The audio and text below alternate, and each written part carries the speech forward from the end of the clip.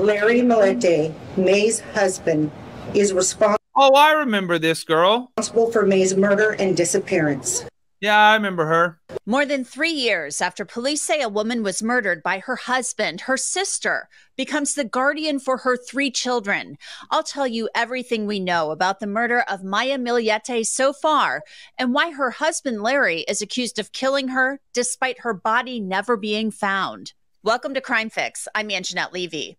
Maya Millete had 3 children with her husband, Larry, when she disappeared from their home in Chula Vista outside of San Diego back in January of 2021. Maya, who also went by May, was a devoted mother to 3 children, but the San Diego County District Attorney says Maya wasn't happy in her marriage.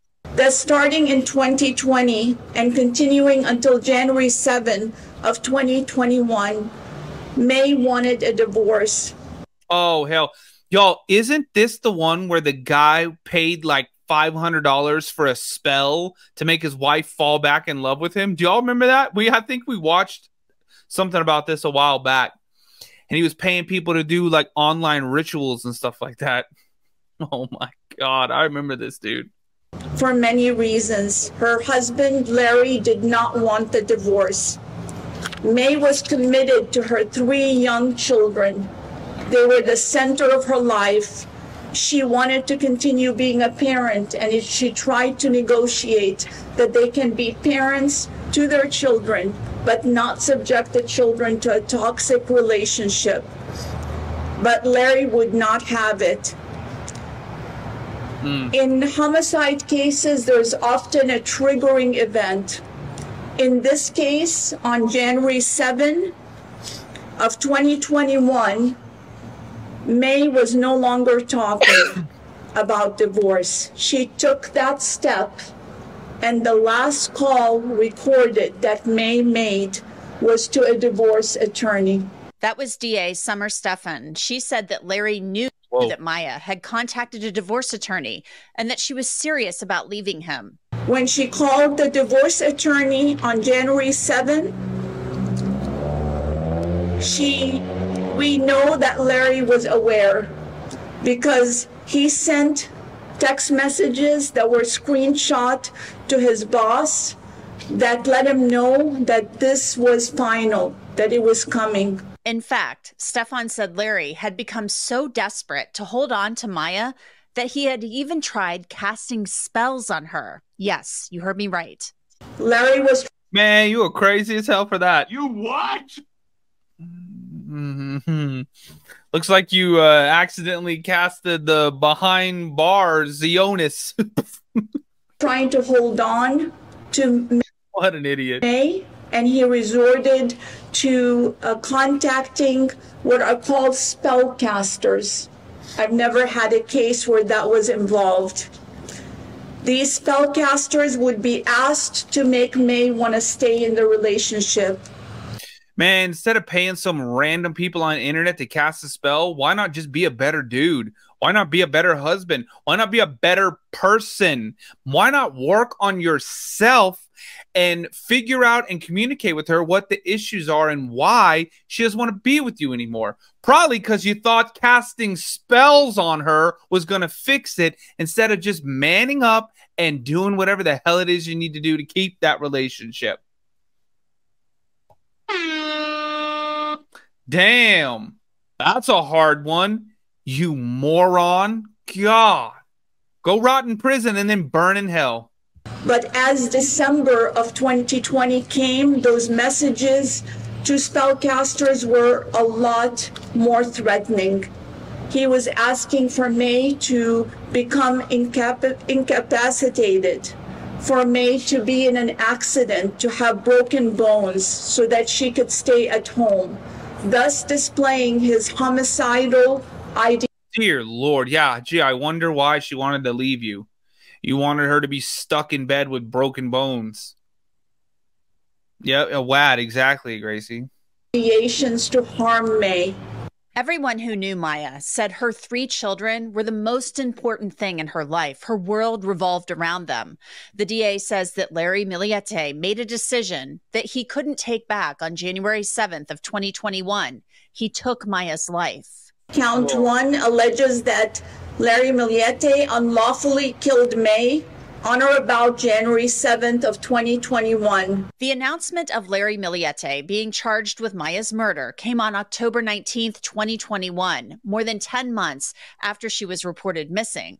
Maya's sister and members of the community had searched for Maya tirelessly, hoping to find her alive. May was loved by her. Didn't he like not even do the searches either? He was like, oh, well, if she comes home, I want to be home.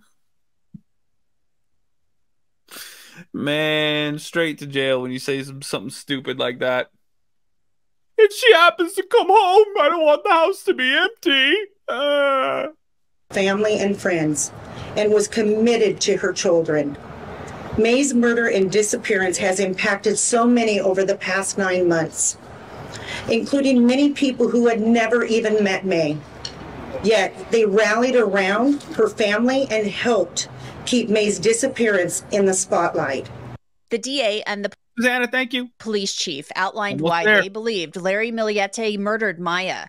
They said cameras in the neighborhood actually recorded 9 loud bangs just before 10 p.m. on January 7th, 2021.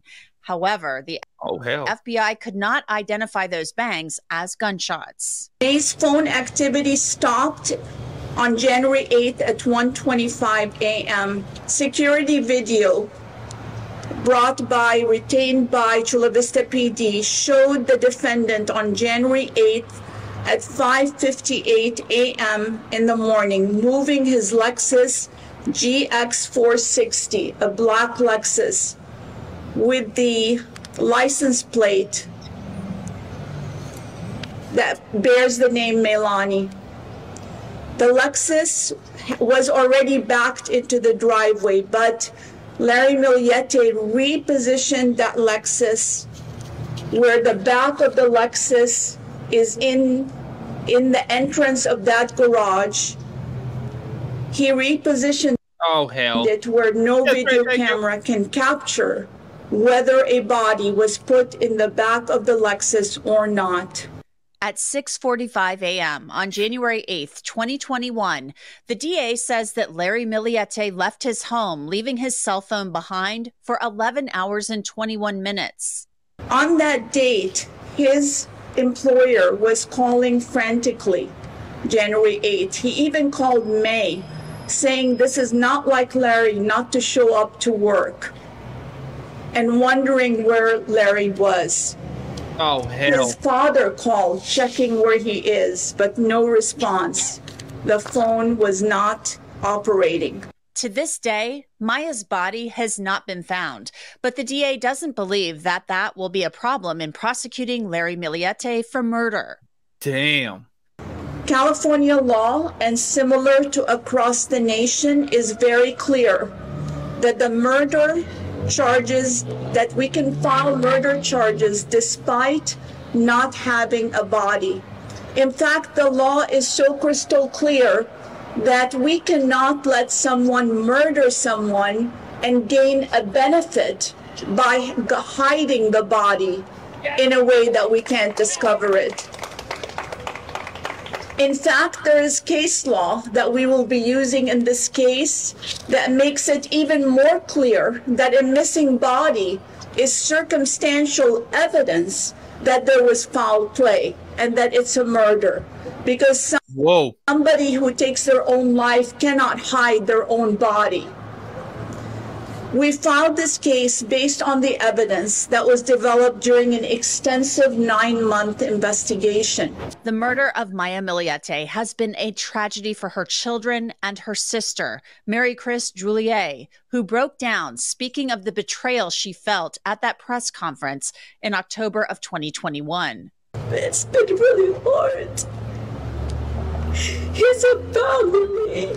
He's our family. It's hard to.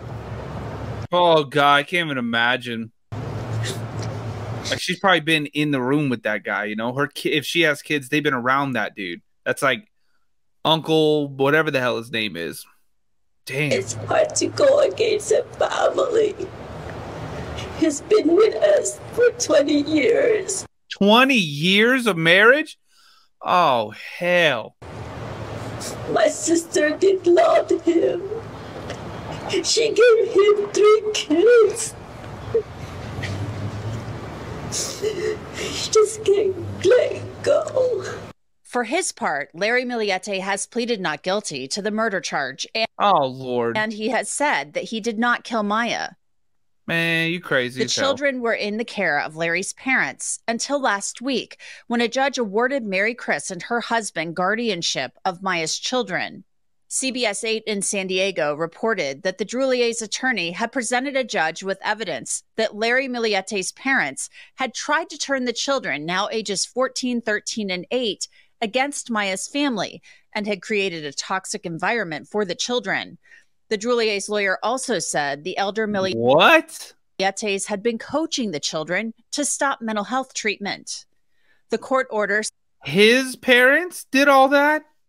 How dare you? Man, he's going to burn in hell. Y'all going to burn in hell for that.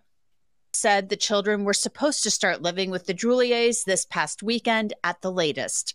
The attorney for the Drullier's, Scott Finkbeiner, declined my request for an interview, calling this a sensitive case. Randy Kessler is a family law attorney. Randy, thanks so much for coming on. Your thoughts on this? I find this interesting that Maya Miliete's sister was able to go to court and win custody of her sister's children. It is interesting. And to me, as a family lawyer, it's terrible that so often these divorce and murder intersect, right? It just shouldn't be. They're just family shouldn't, they have enough going through with the trauma of the death of the father. Of the mother. But what's interesting to me is that dad has all the rights, right? He's the remaining parent, and parents always have the first right to have custody of their children. Since he wasn't able to take Even if they're incarcerated? care of the children, he still gets to designate who takes care of his kids. So his parents were in charge for a while.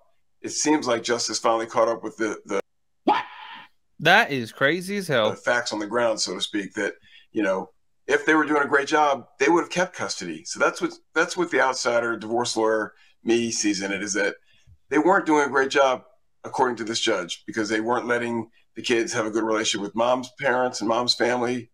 Sounds like the house was going to go into foreclosure. Oh, hell, man. That's crazy as hell. Who knows how much they were telling the kids about the situation. It would have been interesting to be in that courtroom and watch the evidence firsthand. Mm-hmm. And cameras weren't allowed in for this. You know, this is a guardianship hearing, and so it's a very sensitive matter. Larry Miliete, you know, maintains he didn't kill Maya, and this is one of those cases where, you know, her body still has never been found. But, you know, the prosecutors say he indeed murdered her because she was going to leave him. What's interesting too, Man, you crazy as hell. the grandparents were not represented by counsel, so they went in and represented themselves, and they That's crazy. Like, you're gonna leave me. Get a dog, bro. Like, just what did you think was gonna happen?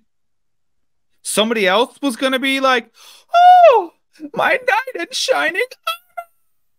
No.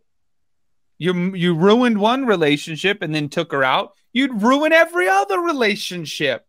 In fact, you did. You ruined every other potential relationship you could ever have in your life.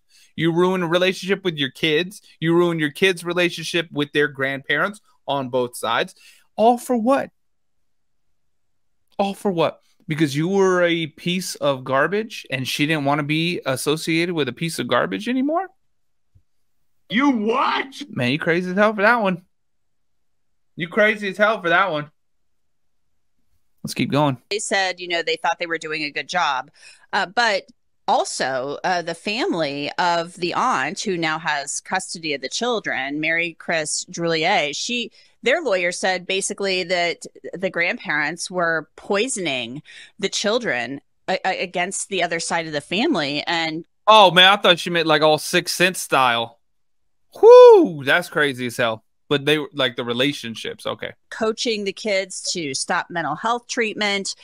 You know, a forensic psychologist vouched for Mary Chris Drullier and said that she should have custody of the children, that this was in the best interest of the children. So it sounds like they went in there prepared to present their case with counsel, with an expert, to say this is why it's in the best interest of these children to be removed from the care of their grandparents. Right. And to me, it's always better to go in with a lawyer, with a good lawyer, of course. Doesn't mean you're going to win. The facts are the facts are the facts. But there are two things that having counsel does. There are two advantages. One is they know how to preserve error. Like if the judge made a mistake and let in evidence he shouldn't have, the lawyers would know that, and they would know that they have an appealable issue. The side that didn't have lawyers may not be able to appeal it. They may not have been prepared for an appeal. The other thing is strategically. You know, lawyers do this over and over. They Strategery. know what's going to affect the judge. They know what evidence is relevant, admissible.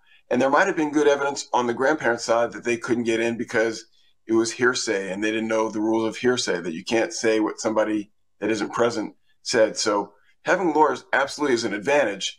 But in a case like this, judges are going to look beyond the lawyers and they're going to really try to dig deep and figure out what's best for these children. One other interesting thing that you mentioned is that it's a guardianship and not full custody. Dad may be acquitted. And if he gets acquitted, he's going to jump back to the head of the line for custody of these children. Yeah, and that's always a possibility. I mean, that could happen. The trial is probably going to be held next year. His lawyers are asking. That is crazy as hell. You know what else is a possibility? Actually, it's a certainty. I'm going to have a big-ass bowl of chili after this live stream. I'm hungry. To push the case back, to delay it, so they can prepare a little longer. But, you know, it's just a really sad case. I mean, these are children who've lost their mother. And her body, potentially their father. It's never been found. At allegedly their father's hands. But they are 14, 13, and 8 years old. And they need a stable environment. I mean, these are children who are...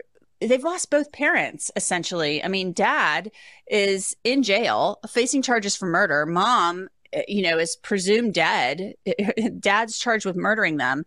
They need a stable environment with people who are going to provide a loving environment and who are going to nurture them and help them become productive members of society. I mean, this is a situation that no person would envy.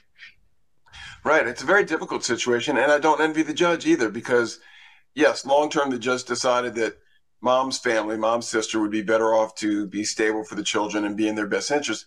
But there was a change again. They've already had the change of the absence of their mother.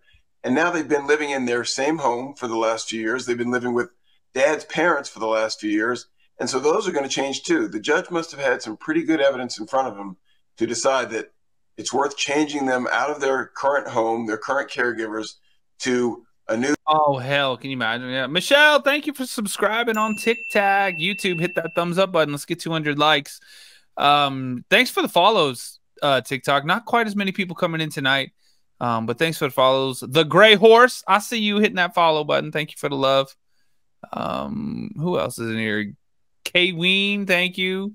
Norma Taze, Mama Bear, Shimon, a chicken. That's awesome. Sarah, Rose, you guys are sweet. Thank you for the love. Let's continue. New person, the aunt, they know the aunt, of course. But yes, long term, how do judges do this? And I'll tell you something. Every time we go in front of a judge and we ask, you know, how do you feel about handling custody cases? Every judge I know would say, I'd rather handle a murder case because I have to decide how to affect these children's lives and I have a lot to do with it. Murder, that happened. All we're doing is punishing. You know, but with children, it's really a big burden for the judge. And I'm sure he didn't take this lightly and looked at the evidence very seriously. It's an incredibly sad case. Whoa. And I think we all know that the judge felt that what was best for these children, what was in their best interest, was to go with Mary Chris Druillier, Maya's sister. Thank you so much, Randy Kessler, for coming on.